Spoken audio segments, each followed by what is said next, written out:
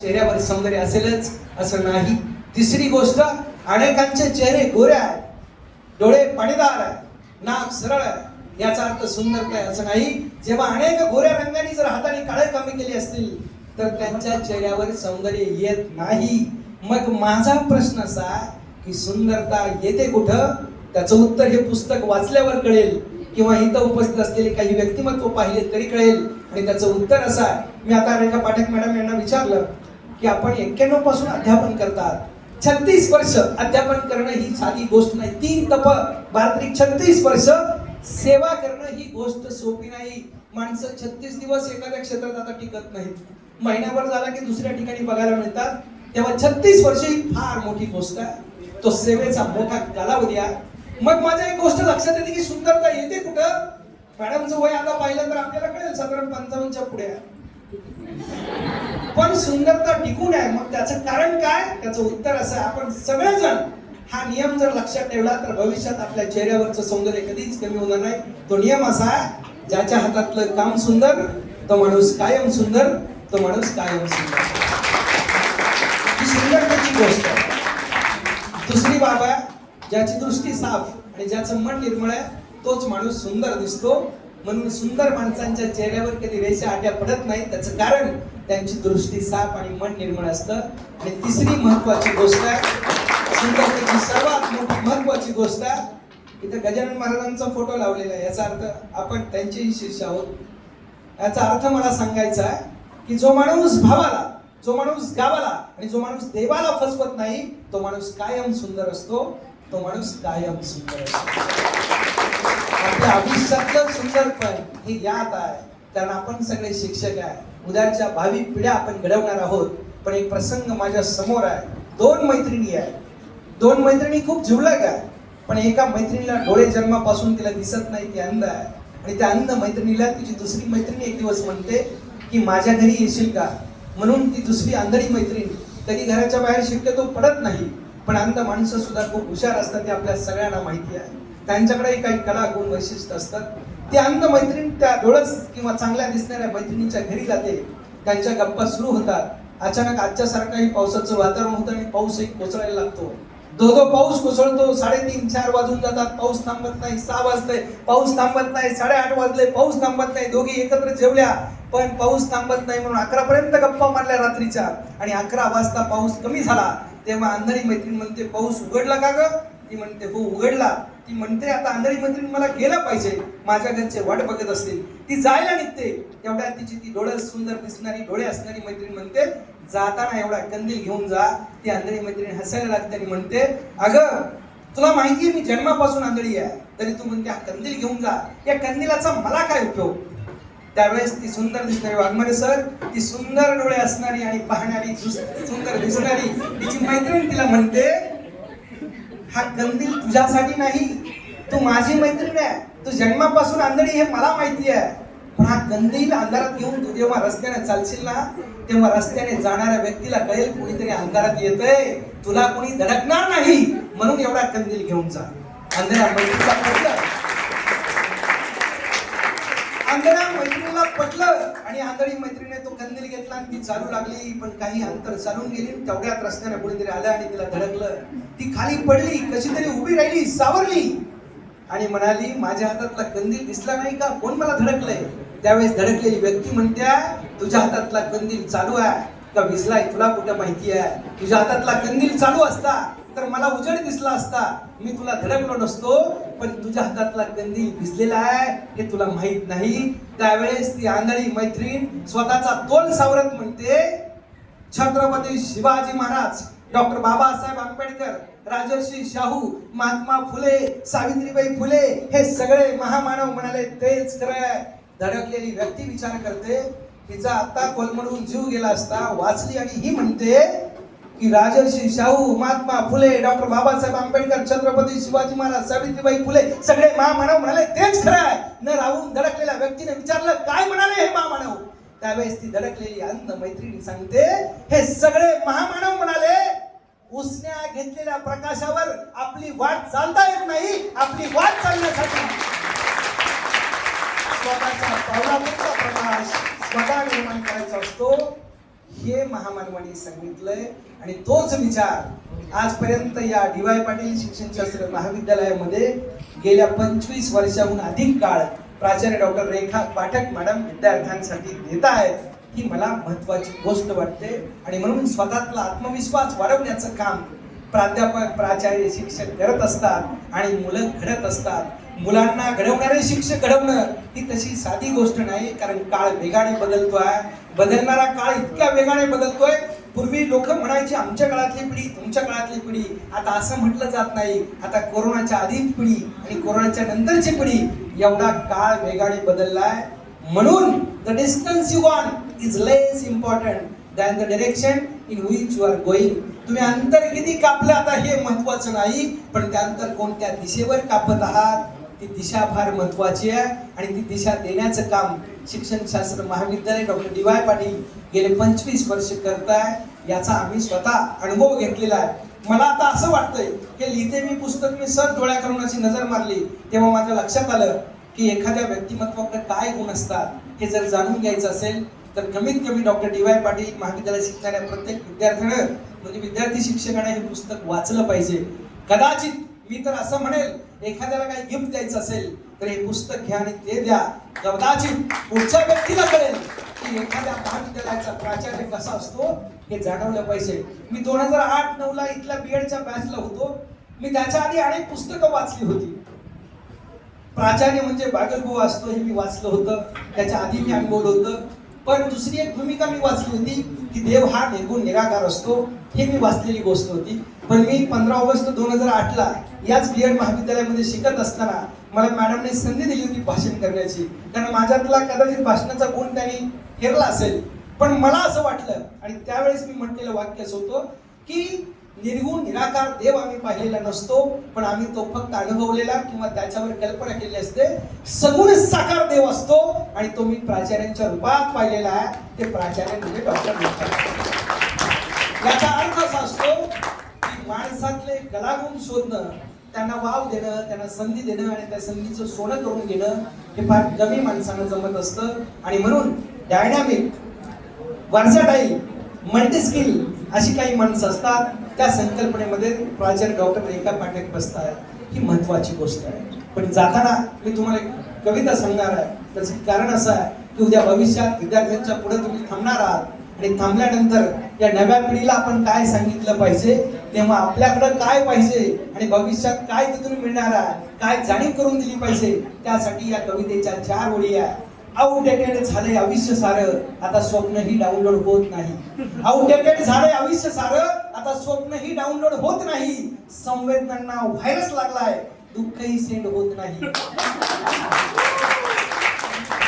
जुने पावसाळे उडून गेले डिलीट झालेल्या फाईल सारखे. जुने पावसाळे उडून गेले डिलीट झालेल्या फाईल सारखे. घरही आता शांत झाले रेंज नसलेल्या मोबाईल सारखे. 21व्या शतकातली ही पिढी भलतीच क्यूट आहे. कॉन्टॅक्ट लिस्ट वाढत गेली पण संवाद मात्र म्यूट आहे. कम्प्युटरच्या चिप सारखा माणूस आता खुजा झालाय. कम्प्युटरच्या चिप सारखा माणूस आता खुजा झालाय. मदर नावाचा बोर्ड त्यानं त्याच्या आयुष्यातून वजा केलाय. फ्लॉपी डिस्क ड्राईव्ह मध्ये संस्कारांना जागा नाही.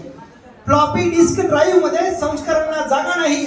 फाटलेली तुटलेली मन जोडणारा इंटरनेटवर धागा नाही. विज्ञानाच्या गुलामगिरीत केवढी मोठी चूक. विज्ञानाच्या गुलामगिरीत केवढी मोठी चूक. रक्ताची नाती शोधायला लागते आता फेसबुक, लागते आता फेसबुक. जर रक्ताची नाती शोधायला आपल्याला माध्यम लागत असतील तर माझं माझ्या महाविद्यालयाशी नातं आहे, माझं माझ्या गावाशी नातं आहे, माझं माझ्या समाजाशी, राष्ट्राशी नातं आहे. हे सांगायला आम्हाला काय करावं लागेल हा मोठा संशोधनाचा आणि चिंतनाचा विषय आहे. आणि म्हणून हा चिंतनाचा आणि संशोधनाचा विषय जर कमी करायचा असेल, समजून घ्यायचा असेल तर आपल्याला संवेदना कळायला पाहिजे. ज्याला संवेदना कळतात तोच माणूस असतो आणि तोच माणूस मोठा होतो. मग बऱ्याच जणांना वाटतं मी चुकून शिक्षण क्षेत्रात आलो, मला कुठे ऍडमिशन मिळालं नाही म्हणून मी बीएड ला आलो, असं अमुक तमुक मुलं सांगत असतात. पण त्या सगळ्यांसाठी मी सांगत असतो ख्वाब भले ही टूटते हैं, ख्वाब भले ही टूटते हैं, लेकिन हौसला जिंदा हो. अपना हौसला ऐसा रखो कि मुश्किलें भी शर्मिंदा हो. मुश्किल शर्मिंदा। याचा अर्थ असा आहे की आपला हौसला इतका जबरदस्त पाहिजे की ज्या क्षेत्रात आलोय त्या क्षेत्रात नाविन्यपूर्ण काहीतरी करून दाखवेल हा आत्मविश्वास आपल्या प्रत्येकात असला पाहिजे। त्यासाठी प्राध्यापक, त्यासाठी संस्था, त्यासाठी कॉलेज, त्यासाठी प्राचार्य कष्ट घेत असतात। त्या कष्टाचं फळ तुम्हाला प्राप्त करून देता आलं पाहिजे, ही महत्वाची गोष्ट आहे। आता इथे जेवढे विद्यार्थी मला दिसत आहेत त्या प्रत्येकाचा चेहरा मी बघतोय, त्या चेहऱ्यावर काहीतरी उत्सुकता आहे, त्या चेहऱ्यावर काहीतरी जोश आहे। पण हे सगळं सांगत असताना या वयोगटातला एक नियम आपल्या सगळ्यांना माहिती आहे, जो आपण विद्यार्थ्यांना शिकवत असतो। तो नियम असा असतो बघा, आपण एक नियम सगळे शाळेत शिकलो आणि आता विद्यार्थ्यांना शिकवतो, लॉ ऑफ एनर्जी कॉन्झर्वेशन। याचा earth energy neither be created nor be destroyed. Energy निर्माण करता येत नाही आणि ती नष्टही करता येत नाही, पण एका ऊर्जेचे रूपांतर दुसऱ्या ऊर्जेत करता येते। हा एनर्जी म्हणजे ऊर्जा अक्षयतेचा नियम आहे। हा नियम आपल्याला सांगतो की आमच्यामध्ये ऊर्जा दडलेली आहे, ती ऊर्जा नष्ट करता येत नाही, पण ती ऊर्जा कुठं वापरायची हे मात्र ठरवलं पाहिजे। म्हणून सुरेश भटांच्या ओळी आहे, विझलो आज जरी मी हा माझा अंत नाही, विझलो आज जरी मी हा माझा अंत नाही, पेटेल उद्या नव्याने हे सामर्थ्य नाशिवंत नाही, छाटले जरी पंख माझे पुन्हा उडेल मी, छाटले जरी पंख माझे पुन्हा उडेल मी, उडू शकेल मजला अजून अशी भिंत नाही, अजून अशी भिंत नाही। आपल्यातली ऊर्जा कायम जिवंत ठेवली पाहिजे, हे काम शिक्षकाला करायचं असतं। शिक्षक म्हणजे नोकरी नाही, शिक्षक म्हणजे व्यवसाय नाही, शिक्षक म्हणजे धंदा नाही, शिक्षक म्हणजे वसा, आणि तो वसा खरं तर आपण जपण्याचं काम केलं पाहिजे। ही शिक्षकाची खरी ओळख आहे आणि ते काम आपल्याला शिक्षक म्हणून करायचं आहे।